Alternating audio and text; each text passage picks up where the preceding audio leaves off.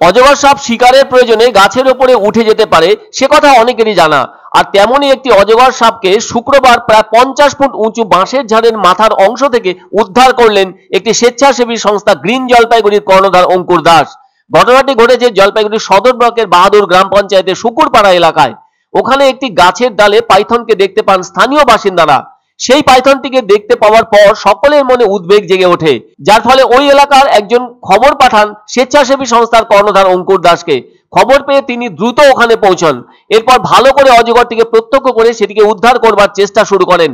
এমন অবস্থায় গাছের মগডাল থেকে নিচে পড়ে যায় অজগরটি, তবে সেটি আটকে যায় ওখানে থাকা বিরাট একটি বাঁশঝাড়ের মধ্যে। তখন উদ্ধার করা যথেষ্ট কঠিন হয়ে পড়ে, কেননা এমনিতেই বাঁশ গাছ ভরা থাকে রাশি রাশি কঞ্চিতে, যা কিনা বাঁশ গাছের সরু ডাল হিসেবে গণ্য হয়। আর তাই ওই বাঁশঝাড়ের অত উঁচু স্থান থেকে অজগরটিকে উদ্ধার করার চেষ্টাও চালান ওই স্বেচ্ছাসেবী সংস্থার কর্ণধার তথা পরিবেশ প্রেমী অঙ্কুর দাস। অনেকটা চেষ্টার পর সাপটিকে নিচে নামিয়ে আনতে সমর্থ হন তিনি।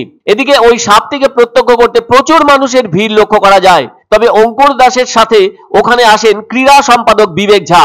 এবার সকলের সামনে ভীষণ বুদ্ধি করে বাঁশ কেটে এবং সেই সাথে গাছের ডালকে সরিয়ে ফেলে অজগরটিকে উদ্ধার করা হয়। উদ্ধারকারীরা জানান অজগরটি সব দিক থেকেই সুস্থ আছে, তবে এটিকে তারা বন দপ্তরের হাতে তুলে দেবেন বলে জানালেন। এদিকে স্থানীয় মানুষজন প্রশ্ন তুলেছেন, তাদের এলাকায় আগে কখনো অজগর সাপের দেখাও পাওয়া যায়নি, আর তাই এই এলাকায় এ ধরনের অজগর সাপ আসলো কিভাবে। একটা কথা বলতেই হয়, জলপাইগুড়ি জেলায় অজগর সাপের বাস রয়েছে। অনেক সময় বর্ষায় জল বাড়লে সাপেদের গতি বিভ্রাট ঘটে যায়, সেজন্য এক এলাকার সাপ বন্যার জলে বা বেশি বৃষ্টির জলে ভেসে অন্যত্র চলে যায়। এরপরেও সাপেদের বাসস্থান বদলে যায়, এভাবেও সাপেদের বাসস্থান বদলে যায়।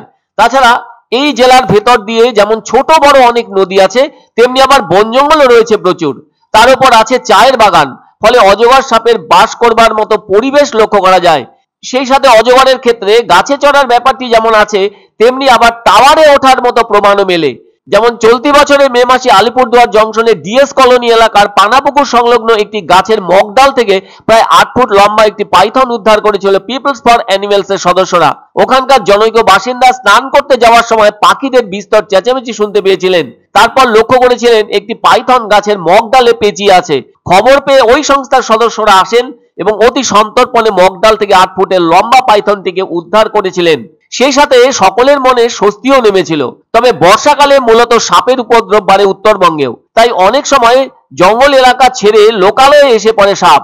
সেজন্য এদিন উদ্ধার করা 8 ফুটের অজগরটির ক্ষেত্রেও হয়তো তেমনই ঘটনা ঘটে থাকতে পারে। বেশ কিছুদিন আগেও মুম্বাইয়ের ঘাটকোপারে একটি টাওয়ারের 13 তলার ছাদে 4 ফুট লম্বা পাইথনকে উদ্ধার করা হয়েছিল। ওখানকার বাসিন্দারা অবাক হয়ে গিয়েছিলেন কেমন করে ওই রক পাইথনটি এত উচ্চতায় উঠতে সমর্থ হয়েছিল। সেজন্য বোঝাই যাচ্ছে অজগরের পক্ষে উঁচু স্থানে ওঠাটা কোনো কঠিন ব্যাপার নয়।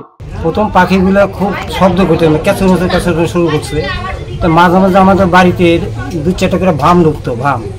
তা আমি কুয়ার বাড়ি এসে হাত পা ধুইতে এদিক ওদিক টাকা দেখতে দেখি ওই সাপটা একটা গাছের মধ্যে পেঁচা আছে।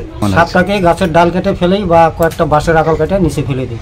বাড়ির মালিক গিয়ে দেখে যে ওইখানে একটা অজগর সাপ প্রায় 50 ফিট উপরে বাঁশের মাথায়, একটা বার্মিজ পাইথন প্রজাতির রেস্কিউ করা হয়েছে। এটা সুস্থ আছে এবং আমরা বন দপ্তর হাতে তুলে দিব। তাদেরকে ইনফর্ম করে আমরা গেছি এবং রেস্কিউর পরে ইনফর্ম করে দিছি, এখন বন দপ্তর হাতে তুলে দেওয়া হবে।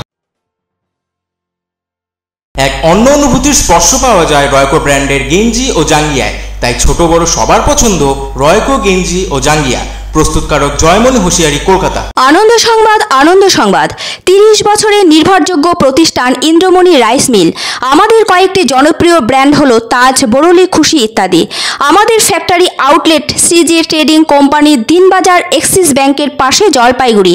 এখানে সুলভ মূল্যে গুণগত মানের সব ধরনের চাল পাওয়া যায়। Phone number 9547029475।